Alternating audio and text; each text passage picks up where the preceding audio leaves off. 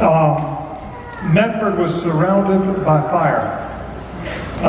It was so smoky it was hard to see more than just a few miles because of the forest fires.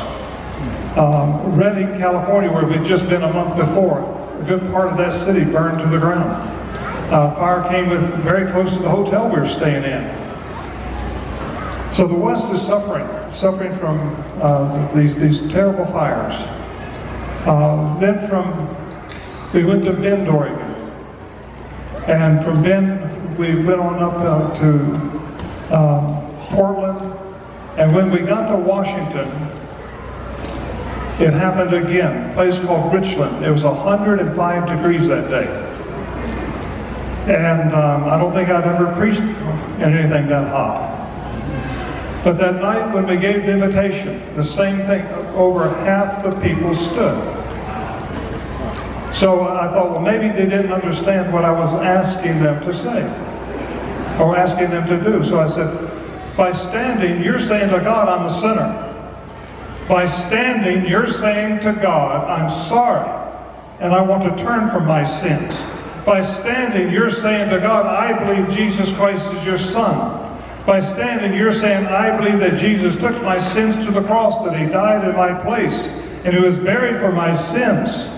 By standing, you're saying to God, I want to invite Jesus Christ to come into my heart, into my life. More people stood. We've never had that happen. From there, we went to Spokane, and the thermometer on our car said 107. It was just like preaching in an oven. But by the time I got up, about 8 o'clock, it had cooled off to like 98. Let me tell you, there is a difference between 98 and 107, okay? You can tell the difference. But we had just a wonderful meeting there.